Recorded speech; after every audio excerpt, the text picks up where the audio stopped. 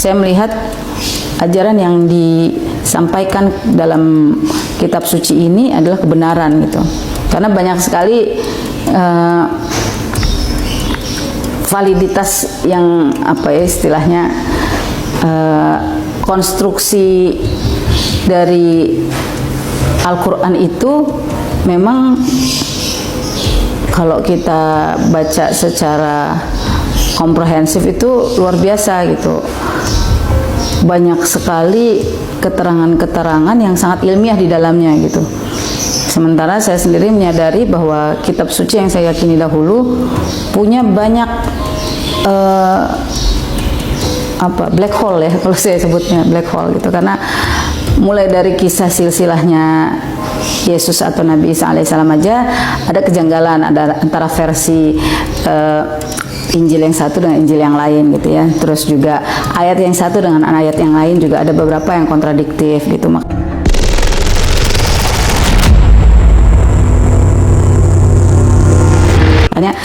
ketika saya melihat perbandingannya yang sangat berbeda gitu, itu sebenarnya di satu sisi saya sudah mulai melihat secara ilmiah ini lebih bisa dipertanggungjawabkan gitu. Apalagi kalau buku Profesor Maurice Bucaille itu kan Masya Allah ya, dia menemukan kadar garam dari mumi Fir'aun yang qadarullah, ternyata itu yang di surat Yunus ayat 92 ya, Masya Allah, yang Allah selamatkan jasad Fir'aun yang merupakan target dakwah dari Nabi Musa alaihissalam, yang memang desainnya adalah untuk jadi bahan pelajaran, tapi kebanyakan orang tetap tidak ngerti, tidak mau belajar. Subhanallah itu. Dan kisah masuk Islamnya Profesor Maurice Bucaille itu juga cukup menginspirasi saya waktu itu gitu. Bahwasanya ya kalau kita teliti ya pasti akan terlihat gitu mana yang memang kebenaran yang mutlak dari Allah Subhanahu wa taala, mana yang memang buatan tangan manusia. Dan itu secara rasional bisa diterima, tapi secara hati belum tentu bisa, karena hati itu punya Allah ya. Jadi hati itu bisa keras, bisa lembut, itu atas izin Allah dan atas ikhtiar dari hamba yang ingin mencari Robnya gitu. Kalaupun sudah dicerahkan secara ilmiah, tapi hatinya masih menutup, masih keras, ya itu persis seperti yang dikatakan dalam surat Al-Baqarah ya. Mereka buta tuli, ya kan? Dikasih penjelasan yang tetap nggak lihat, dikasih tahu tetap nggak dengar gitu. Karena memang Allah hijabi hatinya dari kebenaran gitu ya. Makanya disebut kafir, karena di cover hatinya, ditutup dari kebenaran. Alhamdulillah, pertemuan saya dengan Al-Quran itu di satu sisi memberikan akses yang luar biasa terhadap pemahaman saya gitu, bahwasanya ini yang dulu saya pertanyakan gitu, ini yang dahulu pernah saya tanyakan waktu saya SMP, sebenarnya Yesus itu Tuhan apa Nabi gitu. Dan alhamdulillah jawabannya ada, jelas gitu. Dalam surat Maryam juga disampaikan kan, surat Maryam ayat berapa itu? 30 ya. Qala ini abdullah, bahwa Nabi Isa alaihissalam juga menyampaikan bahwa dia adalah hamba Allah. Jadi sudah sangat eksplanatif sekali gitu Al-Quran itu menjelaskan. Tapi memang when it comes to reality, saya di era itu lagi seru-serunya melihat kontradiksi antara nilai Al-Quran dengan nilai value Muslim saat itu. Jadi gambaran Muslim sebagai teroris ya kan, apalagi waktu itu lagi seru-serunya banyak kerusuhan lah ya, kerusuhan Poso lah, kerusuhan banyak banget deh pokoknya waktu itu. Ini saya ingat beberapa gereja juga dibom waktu itu ya, subhanallah. Saya nggak tahu lah itu yang pasti yang terkena dampaknya adalah image Muslim. Walau alam apakah itu settingan politik atau lain sebagainya, tapi yang kena dampaknya dari image Muslim. Makanya waktu itu saya sempet ya udahlah, kayaknya agama ini buatan manusia aja. Yang penting saya tahu Tuhan itu satu, dan saya nggak perlu milih agama kan buatan manusia, kan Tuhan Maha tahu. Akhirnya saya ya membuat pembenaran sendiri gitu, untuk membuat jalur komunikasi alternatif versi saya gitu dengan Rob saya gitu ya. Walaupun sebenarnya saya ngerasain kayak nggak benar juga sih, tapi ya udahlah, saya juga pusing gitu. Sampai akhirnya qadarullah saya dikasih kode keras lainnya. Di suatu ketika saya diizinkan Allah untuk merasakan tidur tapi kayak real gitu tidurnya. Dan dalam mimpi saya itu, saya rasa saya dalam sebuah tempat yang sangat sempit, gelap, sesek ya. Saya merefer itu apakah ini liang lahat ya, liang kubur gitu ya. Yang jelas waktu itu sangat gelap kondisinya, dan subhanallah dari kegelapan itu tiba-tiba muncul cahaya yang makin terang, dan cahaya itu bersuara gitu. Saya nggak ingat persisnya bahasanya apa, tapi yang saya dapat maknakan adalah ada pertanyaannya itu, siapa Tuhanmu, siapa nabimu gitu. La haula wala quwata illa billah.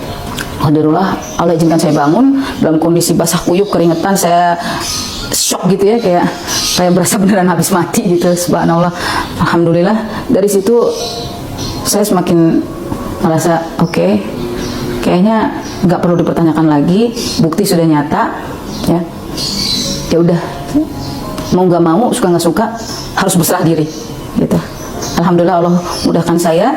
2 September 2000 saya diizinkan Allah Subhanahu wa taala bersyahadat di Masjid Raya Pondok Indah, dibantu oleh teman saya yang waktu itu awalnya mensyiarkan dalam bahasa dakwah gaul sehari-hari ya, Yesus itu Nabi Isa. Oke, Masya Allah. Dari situ Allah kasih pintu hidayah, Allah izinkan saya mengucapkan kalimat syahadat, dan alhamdulillah saat itu saya sudah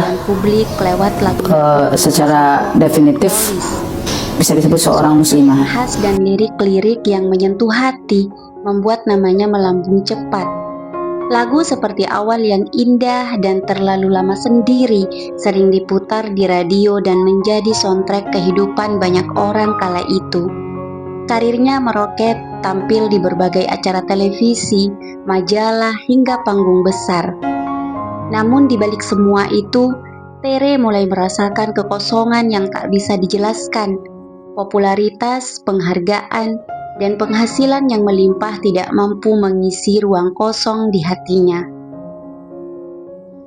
Ia mulai mempertanyakan makna dari semua yang ia capai. Apakah hanya ini tujuan hidup? Adakah sesuatu yang lebih tinggi dan lebih dalam dari sekedar tepuk tangan penonton? Kegelisahan batin itu perlahan tumbuh menjadi pencarian spiritual yang kelak mengubah arah hidupnya secara drastis.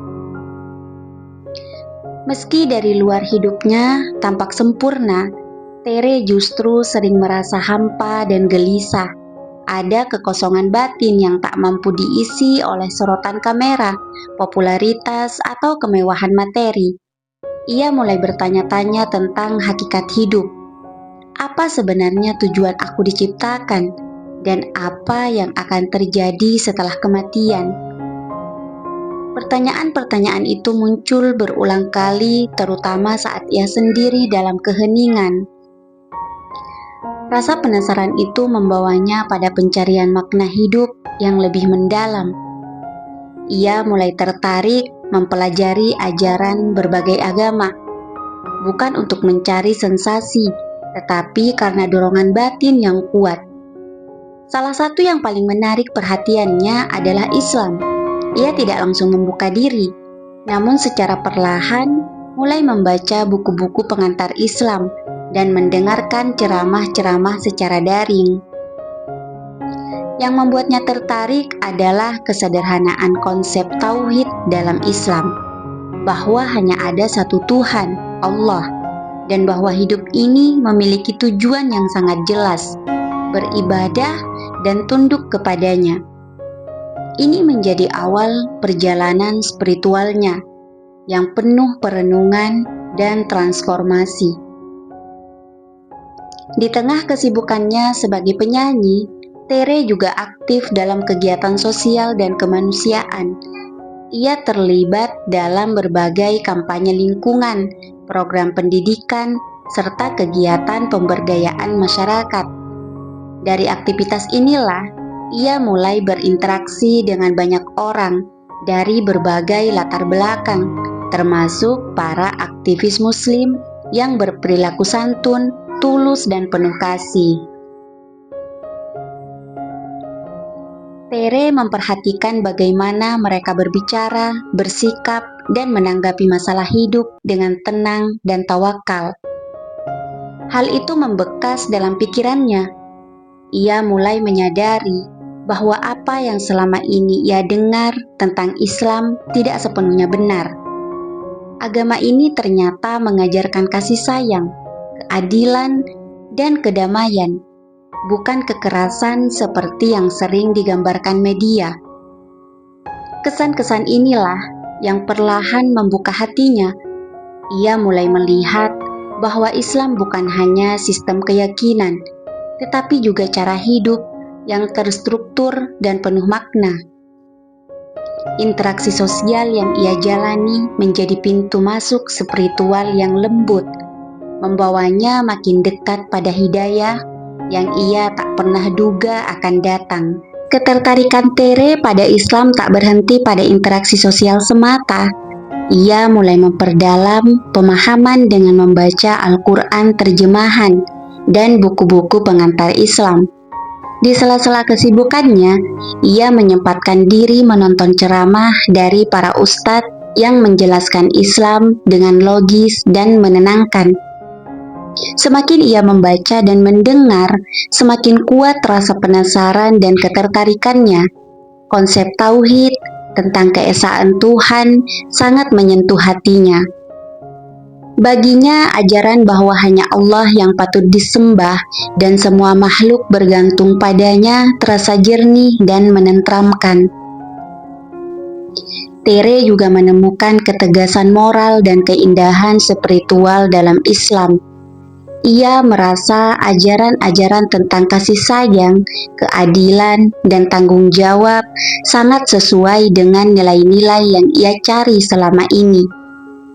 Ia tak lagi melihat Islam sebagai sesuatu yang asing, tetapi mulai merasa dekat, seolah hatinya telah mengenalnya sejak lama. Setiap ayat yang ia baca terasa seperti jawaban atas kegelisahan yang selama ini menghantui. Islam mulai menjelma menjadi cahaya yang perlahan menerangi ruang-ruang hatinya yang kosong. Setelah melalui proses panjang penuh pencarian dan perenungan, akhirnya Tere sampai pada titik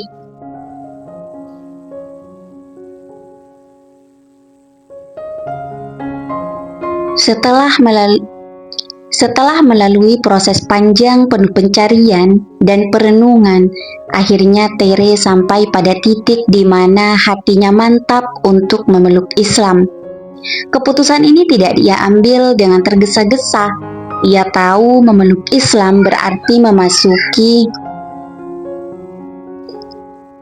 Setelah melalui proses panjang penuh pencarian dan perenungan, akhirnya Tere sampai pada titik di mana hatinya mantap untuk memeluk Islam.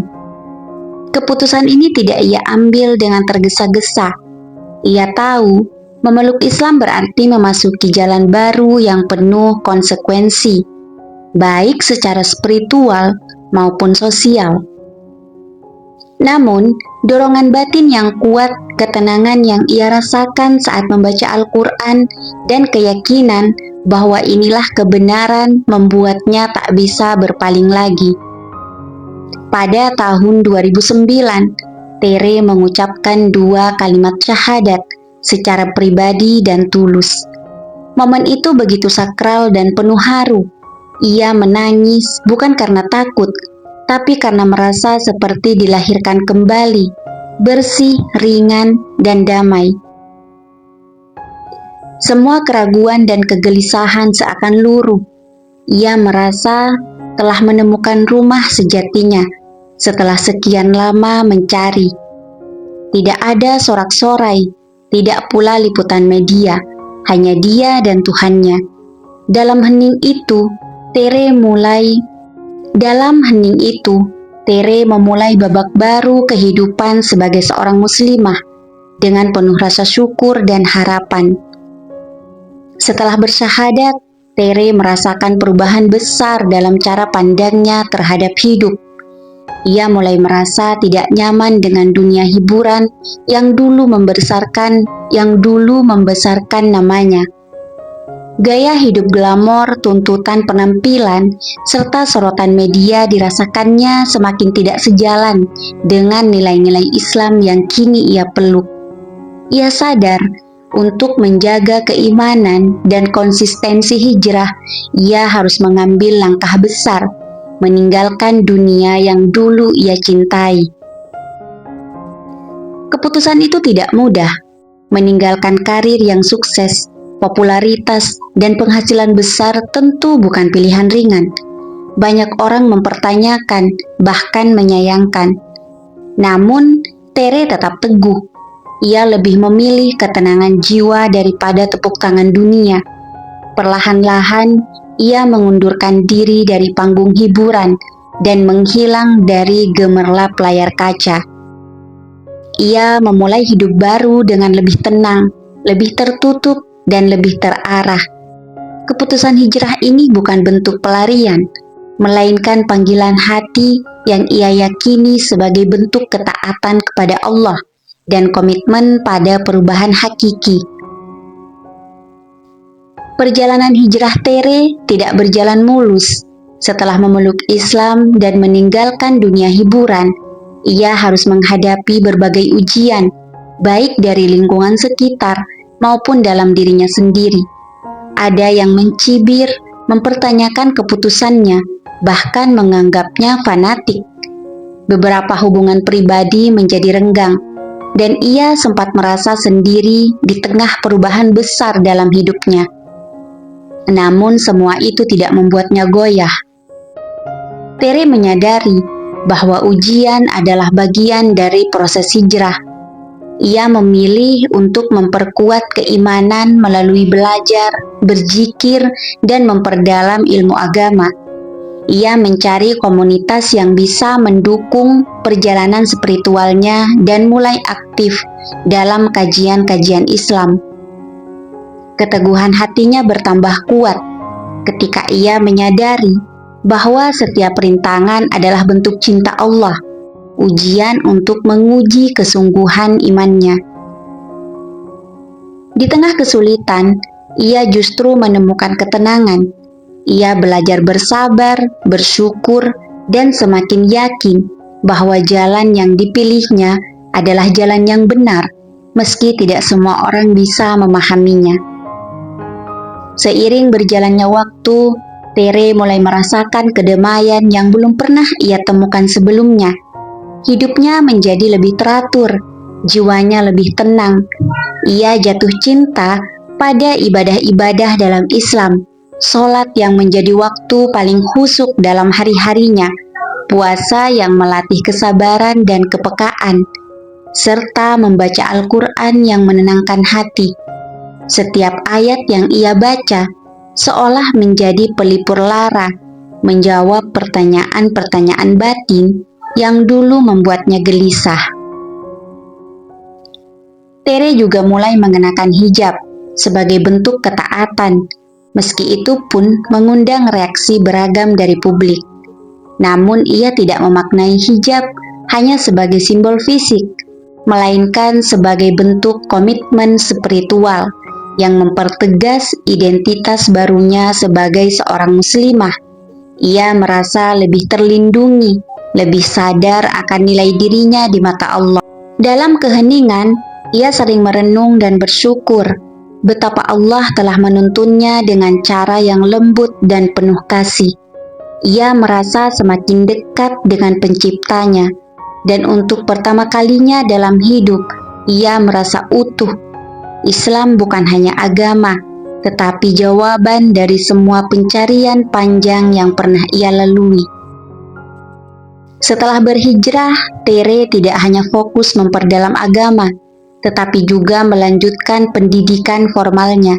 Ia mendaftarkan diri di Universitas Indonesia dan mengambil studi Magister Kebijakan Publik.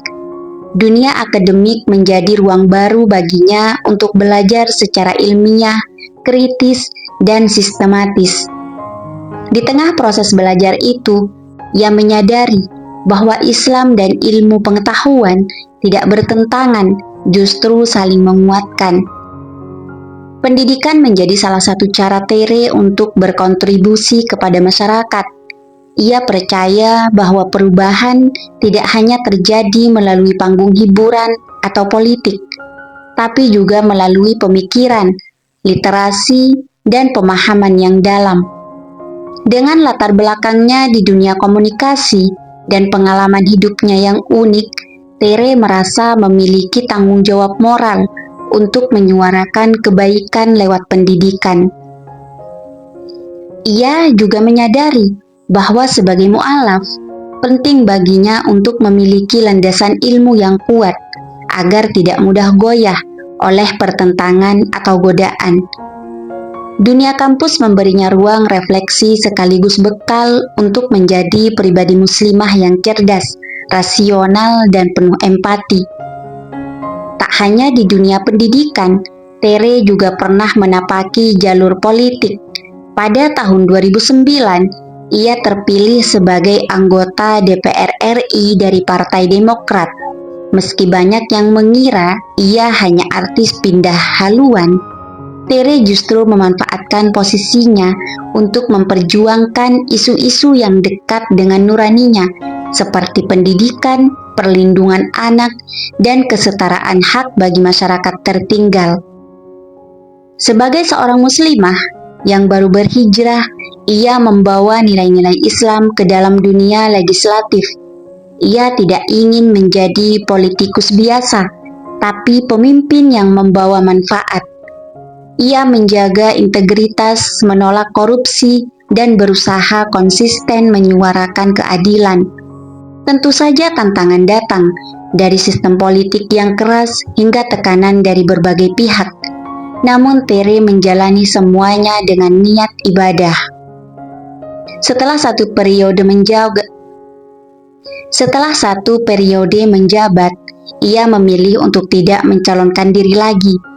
Ia merasa panggilan hidupnya kini lebih kuat di jalur dakwah dan pendidikan. Politik pernah menjadi alat perjuangannya, tapi bukan tujuan utamanya. Ia tak ingin kehilangan arah dan lebih memilih jalan yang lebih sunyi, namun bermakna. Pasca meninggalkan dunia politik, Tere menemukan ruang baru untuk berkarya, menulis, dan berdakwah. Ia mulai aktif menulis artikel, buku, dan catatan refleksi tentang perjalanan hijrahnya, keimanan, serta isu-isu sosial dari perspektif Islam. Dengan latar belakang pendidikan dan pengalaman hidupnya, tulisan-tulisannya terasa hangat, lugas, dan menyentuh banyak hati, terutama para perempuan dan anak muda yang sedang mencari jati diri. Selain menulis, Tere juga aktif sebagai pembicara di berbagai forum dakwah, seminar motivasi, dan kajian keislaman.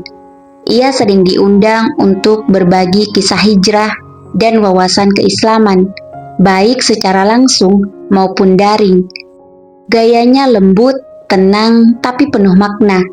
Ia tidak menggurui, melainkan mengajak dengan kasih dan logika, sehingga banyak orang merasa terhubung dengan pesan-pesannya. Baginya, dakwah bukan hanya di atas mimbar, tetapi lewat tulisan, sikap, dan akhlak sehari-hari. Ia percaya bahwa perubahan besar dimulai dari hati yang disentuh dengan kebaikan. Dan itulah yang kini menjadi fokus hidupnya, menjadi jalan hidayah bagi orang lain, sebagaimana ia dulu pernah dijemput oleh cahaya itu. Bertahun-tahun setelah mengucap syahadat, Tere tetap istiqomah di jalan hijrah. Ia tidak menjadikan hijrah sebagai tren sesaat, melainkan sebagai proses panjang menuju kebaikan yang hakiki. Ia sadar bahwa menjadi muslimah bukan berarti bebas dari godaan dan ujian, justru semakin banyak tantangan yang harus dihadapi. Namun dengan bekal ilmu, kesabaran, dan keikhlasan, Tere terus melangkah mantap. Ia menjaga pergaulan, menghindari lingkungan yang bisa melemahkan iman, dan senantiasa memperbaiki diri. Ia pun terus belajar agama secara serius, mengikuti majelis ilmu, dan berdiskusi dengan para ustadz dan ustazah yang ia percaya. Konsistensinya dalam berhijrah menjadi teladan bagi banyak orang, terutama para mu'allaf dan anak muda yang sedang berproses. Baginya, hijrah bukan tentang penampilan semata, tetapi tentang perubahan hati dan arah hidup. Ia berusaha menjaga niat, menjadikan setiap langkah sebagai bentuk penghambaan kepada Allah.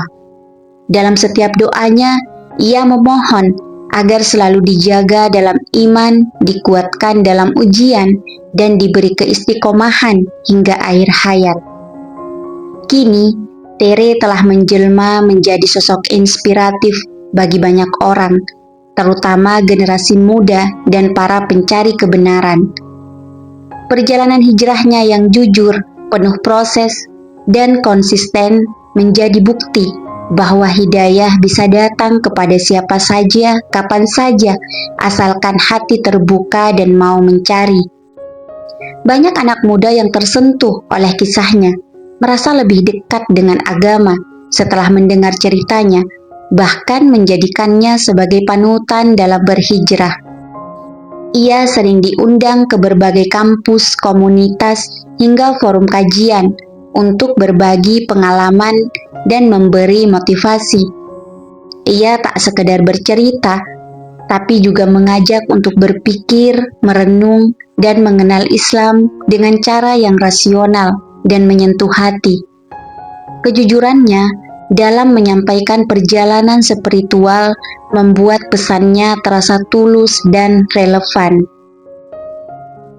Tere tidak mengklaim dirinya sebagai ustazah atau ahli agama, namun semangatnya dalam belajar dan menyebarkan kebaikan menjadikannya simbol hijrah yang membumi. Ia menunjukkan bahwa menjadi muslim bukan berarti sempurna, tapi terus berusaha memperbaiki diri dengan cinta dan kesadaran. Meski pernah hidup dalam gemerlap dunia hiburan dan politik, kini Tere memilih menjalani kehidupan yang sederhana dan tenang. Ia tinggal di lingkungan yang jauh dari sorotan kamera, mengisi hari-harinya dengan membaca, menulis, menghadiri kajian, dan berbagi ilmu. Tidak ada lagi glamor, tidak ada lagi hingar-bingar panggung. Yang ada hanya kedekatan dengan Allah dan ketenangan jiwa yang tak bisa dibeli oleh popularitas. Ia hidup mandiri, tidak menggantungkan diri pada nama besar masa lalu. Ia justru merasa lebih bebas dan merdeka dalam kesederhanaan. Setiap aktivitas yang ia lakukan, sekecil apapun, diniatkan sebagai bentuk ibadah dan kontribusi untuk umat. Ia menolak untuk kembali ke dunia yang bisa mengaburkan niat dan prinsip hidupnya. Dalam keheningan hidup yang ia pilih, Tere menemukan makna sejati dari keberkahan. Ia tak lagi mengejar pencapaian duniawi, melainkan ridho Allah. Kehidupan sederhana ini justru membuatnya lebih fokus, lebih bersyukur, dan lebih sadar akan hakikat hidup. Kini, ia hidup bukan untuk dilihat, tapi untuk beramal dan memberi manfaat. Kini, dalam setiap sujud dan doa-doanya, Tere selalu memanjatkan rasa syukur atas hidayah yang Allah berikan. Ia sadar, tak semua orang diberi kesempatan untuk mengenal Islam dan merasakan keindahan iman. Ia merasa terhormat dan sekaligus bertanggung jawab sebagai seorang mu'alaf, bukan hanya untuk menjaga keislamannya sendiri, tapi juga untuk menjadi jembatan hidayah bagi orang lain. Tere sering mendoakan orang-orang terdekatnya, termasuk keluarganya, agar suatu hari merasakan cahaya yang sama. Ia tidak memaksa, hanya menunjukkan lewat sikap, ketulusan, dan akhlak. Ia yakin bahwa hidayah adalah hak Allah dan tugasnya hanya menyampaikan dengan penuh cinta. Harapannya sederhana, agar hidupnya menjadi manfaat dan agar ia wafat dalam keadaan Islam. Dengan hati yang lapang dan tekad yang kuat, Tere terus melangkah di jalan dakwah, mengajak dengan kelembutan dan menginspirasi lewat keteladanan. Bagi Tere, menjadi muslimah bukan akhir dari perjalanan, tetapi awal dari kehidupan yang sesungguhnya. Kehidupan yang dipenuhi makna, harapan, dan cinta dari Sang Pencipta.